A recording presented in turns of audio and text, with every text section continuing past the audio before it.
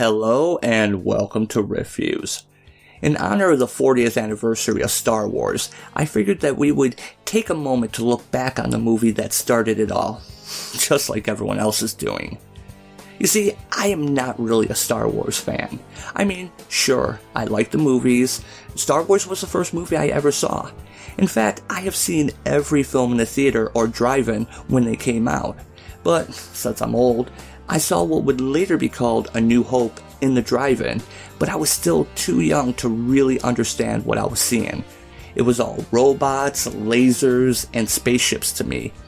I even believed that the stormtroopers were robots, and Han and Luke gutted their robot insides to wear their metal skin. Come on, I was 4 years old. Now, as I got older and watched the movie repeatedly as well as its sequels, I started to truly understand. The stormtroopers were really just soldiers in armor. Darth Vader was trying to protect the way of life in the galaxy, and the rebels were actually the villains. Yes, Luke, Han, and Leia were in fact the bad guys. Allow me to explain. Let's start with the name Rebel Alliance. Rebels. Freedom fighters. But what does the other side call rebels? Yeah, that's right, terrorists. And I shouldn't have to point out that the rebels were employing terrorist guerrilla tactics against the Empire. Now I'm just calling a spade a spade. The thing is, we really don't see much of what goes on in the galaxy.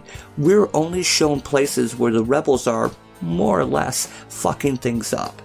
We don't get to see other planets where the Empire has gotten the trains to run on time, or places where stormtroopers do Life Day charity work. No.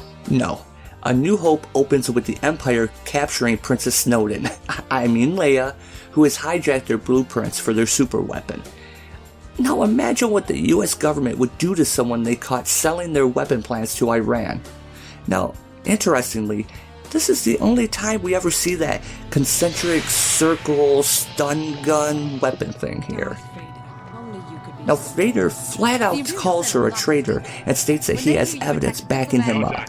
He could have killed her right there and then, but he says he wants the passengers alive. I don't know what you're talking about. I'm a member of the Imperial Senate on a diplomatic mission to Alderaan. You are part of the Rebel Alliance and a traitor. Take her away! Now, despite her age, she is pretty defiant to the guy whose troops just killed half the ship. She's brave, sassy, and all around awesome. Why is she so fearless? Because she's a psychopath. More on that later.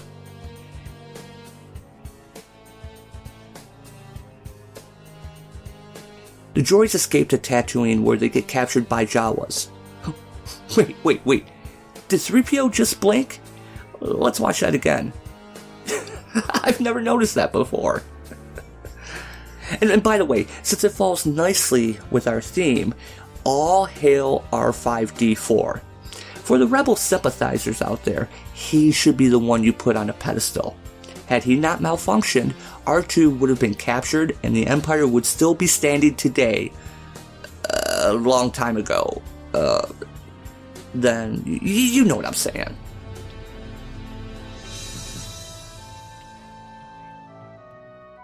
Now here we get to meet our second hero, Luke Skywalker. A whiny teenage farm boy that falls for a hologram of a hooded, completely covered pretty girl. Now R2 decides to go out and hunt for Ben Obi-Wan Kenobi on his own when Luke and 3PO get ambushed by sand people. Obi-Wan rescues Luke and they see the message that R2 is carrying, and just like that, boom! Obi-Wan decides that Luke must become a Jedi, like some hard sell recruitment pitch. You must learn the ways of the Force. If you're to come with me to Alderaan, learn about the Force, Luke. Anyway, while Luke and the droids are wandering around trying to find Ben to pass along the stolen plans and have misadventures, the Jawas end up slaughtered, and Luke's aunt and uncle come down with a case of the Crispies. Here's our next stop on the train to Suspicious Town. After finding the dead Jawas, Ben says that it wasn't the Sand People that killed them, but stormtroopers. In fact, he says, And these blast points too accurate for sand people. Only Imperial stormtroopers are so precise. Seriously? Seriously. Stormtroopers are known for being such bad shots throughout the trilogy. In fact, remember just a few minutes ago where I showed you they captured Leia? They had to use that blast that spread out through the whole width of the hallway with those big concentric circles just to hit her. But no. Let's trust the old hermit who hasn't left the planet in 20 years and his knowledge of stormtrooper marksmanship. I'm sure it could not have been any of the friendly people at Mos Eisley. You know, that wretched hive of scum and villainy that is just a land speeder's ride away. It totally could not have been a space biker gang getting their kicks by roughing up an old couple. In fact, this would have been about the only time that the stormtroopers were effective in the entire trilogy. But nope, no other suspects. The crazy wizard said stormtroopers, so stormtroopers it is. Case closed, thanks Detective Kenobi. The Empire must have done it. But you know, Ben seems to know exactly what happened. Isn't that odd that with his aunt and uncle out of the picture, Luke suddenly jumps at Ben's suggestion to become a Jedi? You know, kind of surprised Scientologists don't employ this strategy. Yet. At Mos Eisley, we round out our trinity. Enter Han Solo. Now yes, I realize that this footage shows Han shooting first, but that's just my DVD copy of one of Lucas's tweaks. Originally, Han shot first, and that is the only correct answer, because it shows the type of man that we are dealing with. A spice smuggler hanging out in a bar in a place described as a wretched hive of scum and villainy. Now, come on. We've all read Dune, so we know what Spice is. He is a drug runner, pure and simple. Our heroes.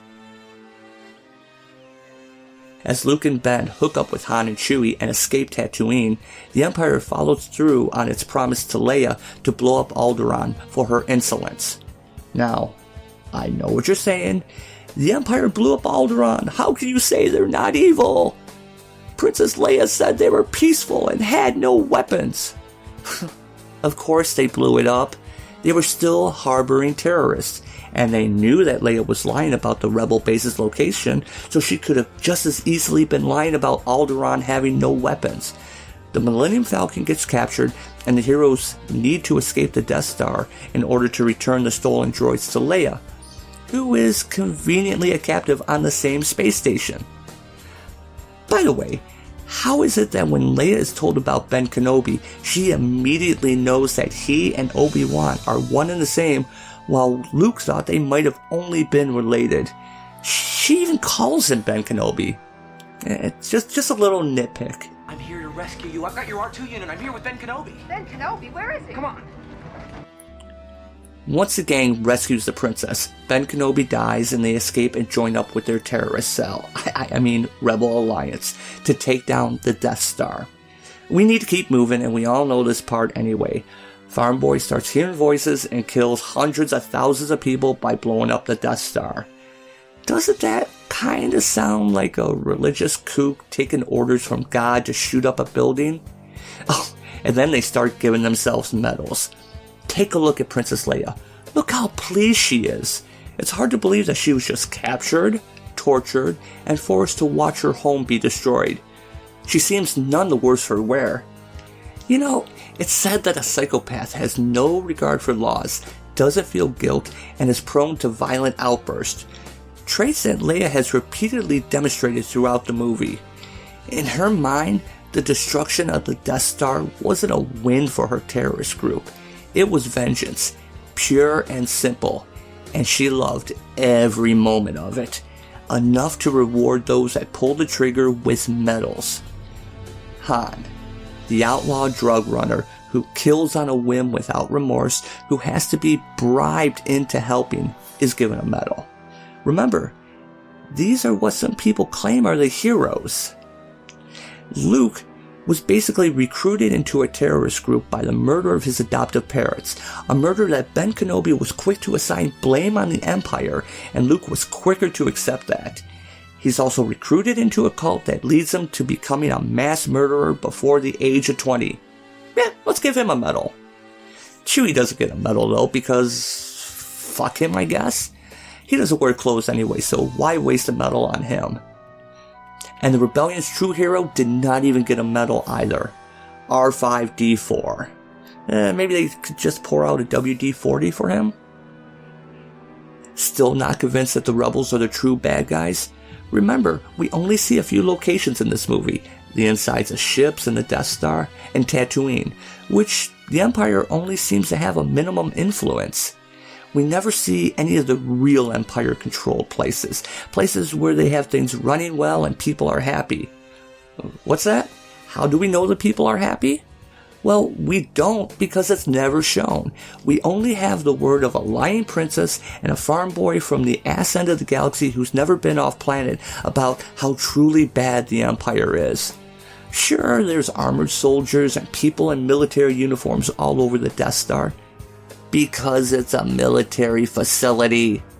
Okay, Vader does like to force choke his underlings, but maybe that's just how strict their military is. Honestly, truly honestly, name one evil thing that the Empire did in the entire movie. Oh, and don't say Alderaan again. Remember, we only have Lion Leia's word on this. We never see what is going on planetside.